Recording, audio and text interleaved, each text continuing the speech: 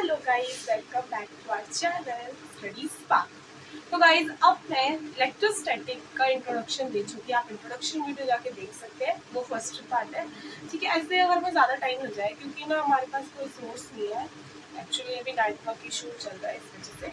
ठीक है, तो मैं 20 मिनट्स या 30 हाफ एन आवर ऐसे भी बना लूँगी। ठीक है, तो प्लीज़ डिस्टर्ब मत होइएगा और ना ही परेशान होइएगा। ठीक है, तो चलिए स्टार्ट करते हैं, सब बातें छोड़कर है। तो मैंने आपको प्रीवियस वीडियो में बताया था कि इलेक्ट्रोस्टैटिक का मीनिंग क्या होता है, कि हम इस यूनिट में पढ़ने वाले हैं कि जो हमारा इलेक्ट्रिक चार्ज है वो रेस्ट पर है और उसको लेकर हम इसकी स्टडी करेंगे। ठीक है, ओके सर, ओके मैम। ठीक है, अब इसके बाद मैंने एक मॉडल लिया था, ये मॉडल एटम है। ठीक है, इसको एज अ हमने मॉडल लिया था कि मैंने ये एक एटम लिया। ठीक है, इसके न्यूक्लियस में मैंने 4 प्रोटॉन लिए।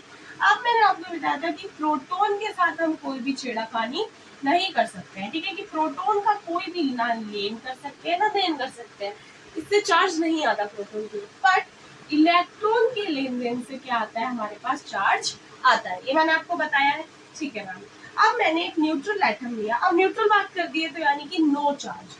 अब कई बच्चों को क्या पता है, ना पता हो, तो मैंने यही बता दिया कि भाई न्यूट्रल मतलब होता है कि कोई चार्ज ही नहीं है, नो चार्ज। ओके, अब 4 प्रोटॉन आ गए, 1 2 3 एंड 4। ये हमारे पास 4 इलेक्ट्रॉन आ गए। तो क्या हुआ बेसिकली, अगर हम देखें तो प्रोटॉन का और इलेक्ट्रॉन का अगर हम मैग्नीट्यूड ऑफ चार्ज की बात करें तो वो इक्वल ही होता है ना। अगर हम प्रोटॉन का चार्ज और इलेक्ट्रॉन के चार्ज की बात करें तो इनका मैग्नीट्यूड इक्वल होता है। तो मैंने इस मैग्नीट्यूड को ई बोल दिया।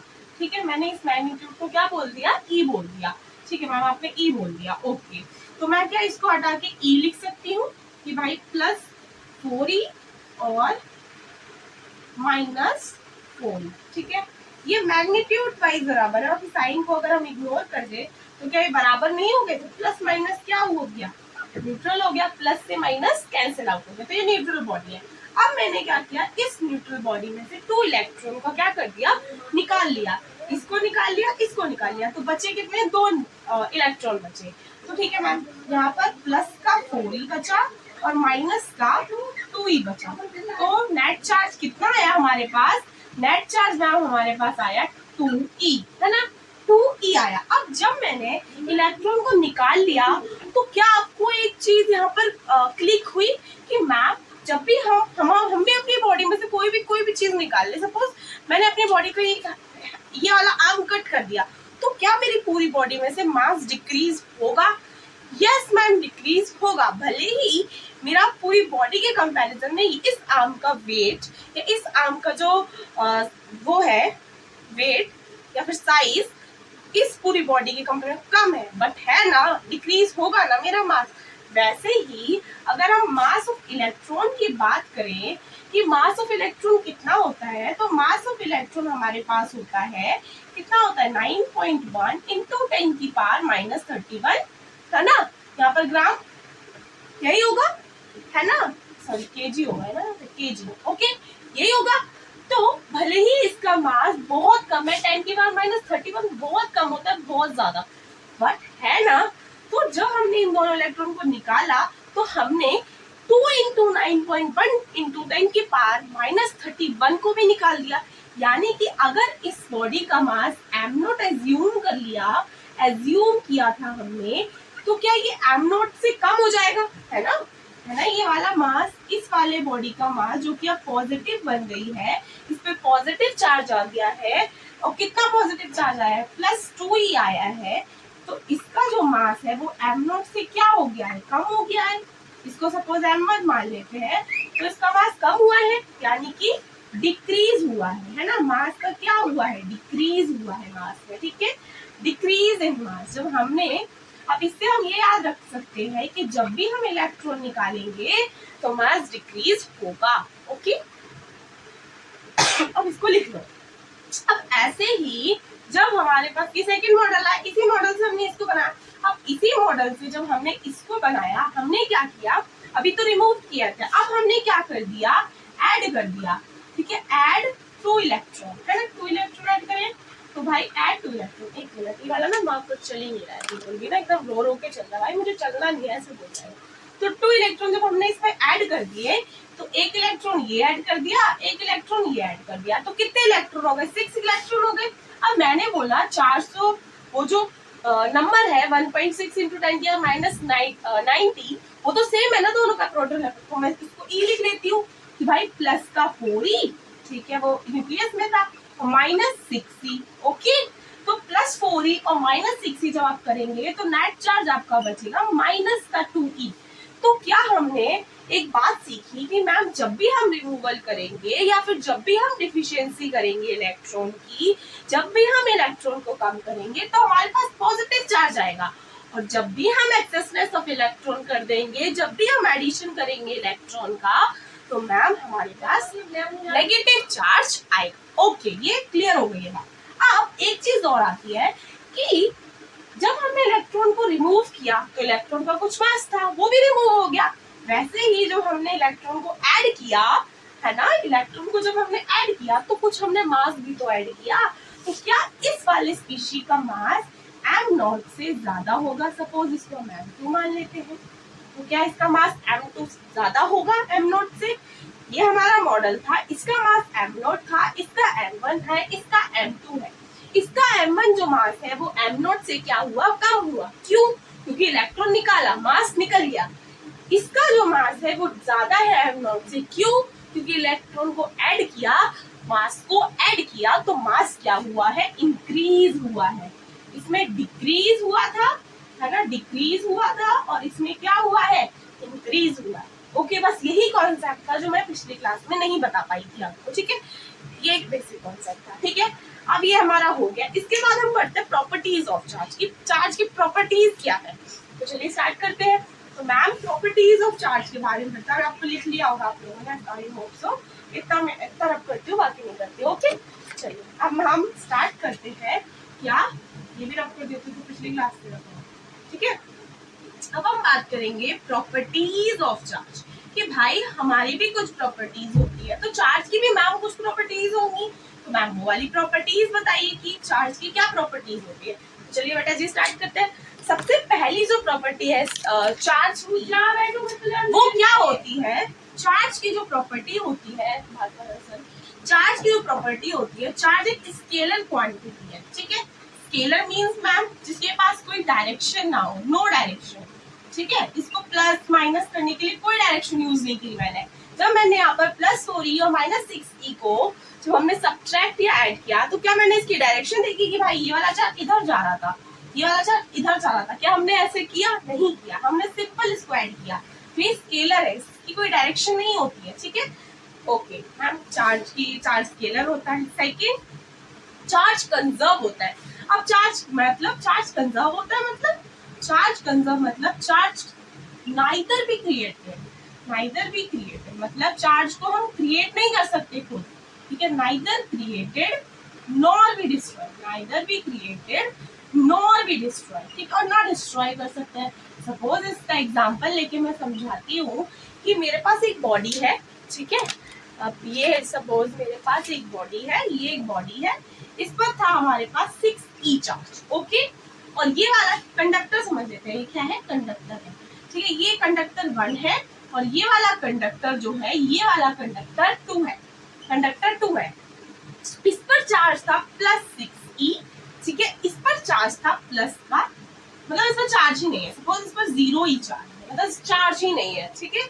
चार्ज नहीं है मतलब न्यूट्रल है। अब मैंने क्या किया, अब मैंने इसका चार्ज जो है इस पर मतलब इस पर ट्रांसफर कर दिया। अब आपको पता हो कंडक्टर की कुछ प्रॉपर्टीज होते हैं कंडक्टर की भी, कि वो जो है अगर उसे टच करा देते हैं, कांटेक्ट में ला देते हैं, तो जो पहले वाला चार्ज होता है कंडक्टर 1 पर, वो ट्रांसफर हो जाता है कंडक्टर 2 पे। हाफ हाफ होता है अगर रेडियस इक्वल है, अगर रेडियस इक्वल नहीं है तो वो अलग अलग क्वांटिटी में होता है। बट अभी हमें थोड़ा बेसिक समझना है कि आप बेसिक समझिए कि ये कंडक्टर 1 था, ये कंडक्टर 2 था, ठीक है। अब जब मैंने इसको कांटेक्ट में लाया तो ऐसा हुआ कि इस वाले कंडक्टर पे जो है चार्ज 9 ही हो गया, और इस वाले कंडक्टर पर जो है चार्ज -3 ही हो गया। अब आप बोलेंगे मैम इसका चार्ज बढ़ गया है, और मैं बोलूंगी इस पूरे सिस्टम का चार्ज वही है जो पहले था, ठीक है। हम जब इसको सिस्टम मानते थे, सॉरी, ठीक है, ऐसा लिख सकते हैं चार्ज का या फिर सिस्टम पे बोल लीजिए, सिस्टम पर जो होता है वो चार्ज कंजर्व होता है, ठीक है, बेसिकली चार्ज कंजर्व होता है, ये समझना है, ठीक है। तो ये हमारा एक सिस्टम था, ये हमारा सिस्टम था, ठीक है। ये दो कंडक्टर का हमारे पास सिस्टम था, conductor 1 and conductor 2। Initial stage पे कंडक्टर 1 के पास चार्ज था 6e, इनिशियल स्टेज पे कंडक्टर 2 के पास चार्ज था 0e, टोटल चार्ज 6e। अब फाइनल स्टेज पर क्या हुआ, ये फाइनल स्टेज है, तो फाइनल स्टेज पर क्या हुआ, इस कंडक्टर के पास प्लस 9e चार्ज है और इस वाले कंडक्टर के पास 3e चार्ज है। 9e माइनस 3e जब हम करेंगे तो हमारे पास चार्ज प्लस का 6e आएगा, जो कि पहले था। तो वही बताया कि इस पे चार्ज में क्रिएट नहीं हुआ है, क्या इस पे चार्ज क्रिएट नहीं हुआ, इस पे चार्ज डिस्ट्रॉय नहीं हुआ है, ठीक है, बस चार्ज को ट्रांसफर किया है, बाकी चार्ज कंजर्व ही रहा है, ठीक है। 6e पहले भी था, 6e अभी भी है, ठीक है। कंडक्टर पे कैसे ट्रांसफर होता है ये सारा खेल मैं बाद में बताऊंगी, ओके, ठीक है। और एक चीज और है, चार्ज जो है केवल इलेक्ट्रॉन के लेन देन से ही आता है, चार्ज जो है सिर्फ इलेक्ट्रॉन का गेम है, ठीक है, ये याद रखना है। अब थर्ड जो इसकी प्रॉपर्टी है वो होती है कि हमारा जो चार्ज होता है वो दो टाइप का होता है, ठीक है। हमने अभी दो टाइप के चार्ज बनाए थे, ठीक है। तो हमारे पास जो चार्ज होता है वो दो टाइप का होता है, कौन कौन सा, एक हमारे पास चार्ज होता है पॉजिटिव और एक हमारे पास चार्ज होता है ये पॉजिटिव और ये नेगेटिव, ये साइन होते हैं, ठीक है, ये पॉजिटिव और ये नेगेटिव।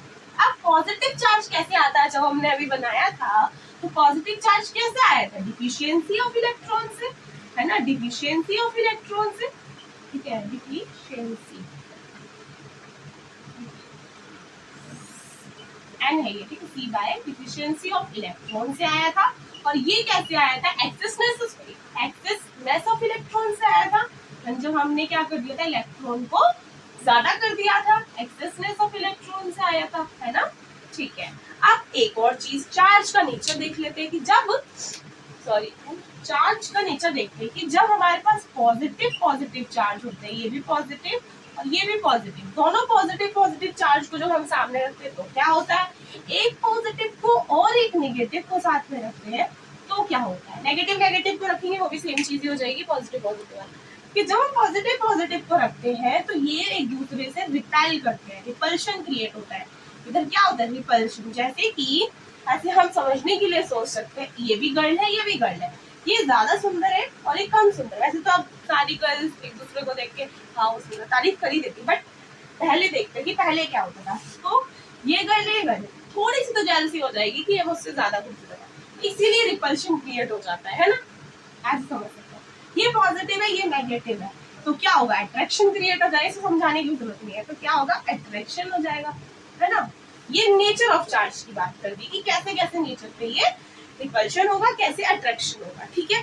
अब आगे बढ़ते हैं, ये इतनी बात हो गई। अब मैं बताती हूँ कि एक और प्रॉपर्टी होती है चार्ज की, that is quantization of charge. Quantization charge क्या होता है कि चार्ज जो है हम ऐसे रैंडमली किसी को नहीं दे सकते हैं, ठीक है, कि हमने हाफ इलेक्ट्रॉन किसी को दे दिया, हाफ इलेक्ट्रॉन कभी दे ही नहीं सकते किसी को। हम अगर चार्ज का ट्रांसफर करेंगे तो integral multiple of fundamental charge के हिसाब से करेंगे, ठीक है। तो वो कैसे करते हैं वो आगे बढ़ते, इसको लिख लीजिए। अब चलिए इसका आगे बढ़ते हैं, ठीक है। तो ये हो गया स्केलर, हो गया, ये सब हमने कवर कर लिया, ठीक है। अब हम नेक्स्ट पढ़ते हैं। नेक्स्ट हम क्या करेंगे कि हम क्वांटाइजेशन के बारे में करेंगे, ठीक है। और ठीक है, तो चलिए स्टार्ट करते हैं। तो सबसे पहले मैं क्वांटाइजेशन से पहले दो चार और बातें बता देती हूँ कि फिर क्वांटाइजेशन में क्वेश्चन दिया करते हैं। फोर्थ स्ट्राइक पॉइंट बनेगा ये हमारा, फोर्थ पॉइंट है ये हमारा, तो फोर्थ पॉइंट है कि smallest unit of charge, smallest unit charge की क्या होती है, स्मॉलेस्ट यूनिट ऑफ चार्ज होती है हमारे पास फ्रैंकलिन, जिसको हम ESU भी बोलते हैं, ESU फ्रैंकलिन या 1 ESU द सेम क्वांटिटी, ठीक है। और ये क्या होती है, स्मॉलेस्ट यूनिट होती है किसकी, चार्ज की, ओके, ये समझ आया। आप जैसे मैं बोलती हूँ 1 कूलाम कितने ESU के बराबर होगा, क्योंकि यूनिट छोटी है, तो ये 1 कूलाम बराबर होगा 3 × 10⁹ ESU के, ओके, ये याद रखना है, ओके, ये इंपॉर्टेंट है। नेक्स्ट हम बात करें कि मैम अगर स्मॉलेस्ट ये है तो लार्जेस्ट कौन सी होगी? लार्जेस्ट यूनिट ऑफ चार्ज होगी हमारे पास फराडे, ठीक है, नॉट फराड, उसकी यूनिट नहीं, फराडे। यूनिट ऑफ चार्ज क्या होगी बेटा? फराडे होगी। Okay, 1 Faraday equals to 1 Faraday equals to 96500 coulomb. देख सकते हैं कितनी बड़ी यूनिट है ये, ठीक है, लार्जेस्ट यूनिट होती है ये।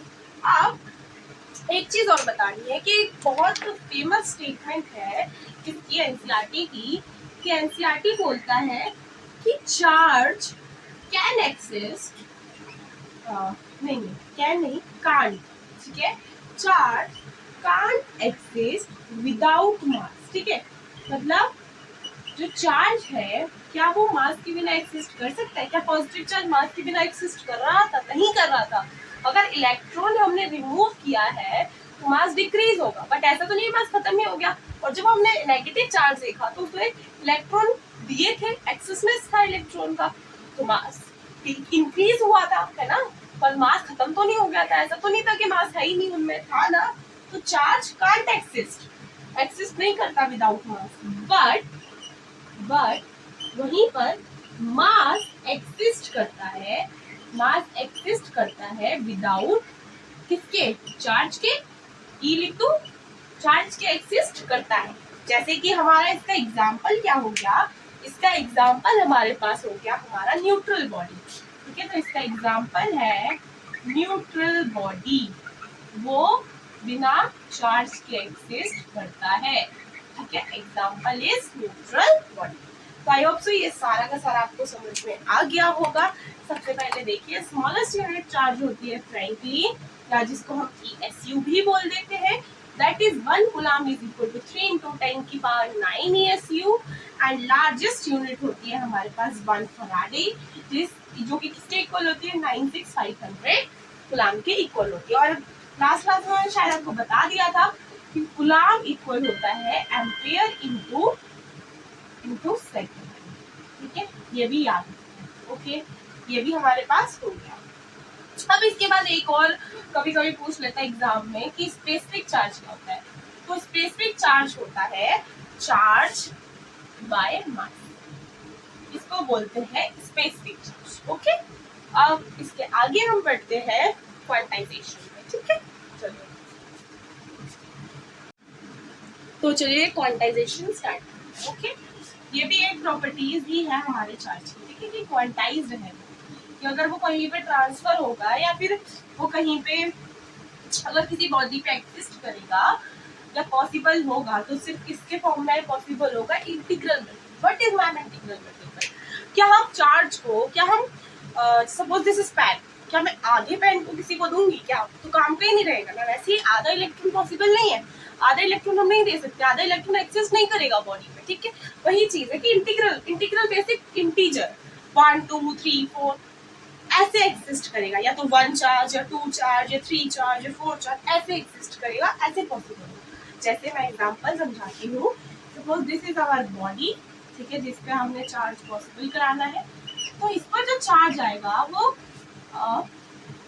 चार्ज, इसकी मैं वो लिखा रही हूँ definition, charge is possible in any body या on any body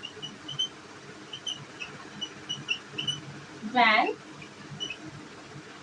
charge is integral multiple of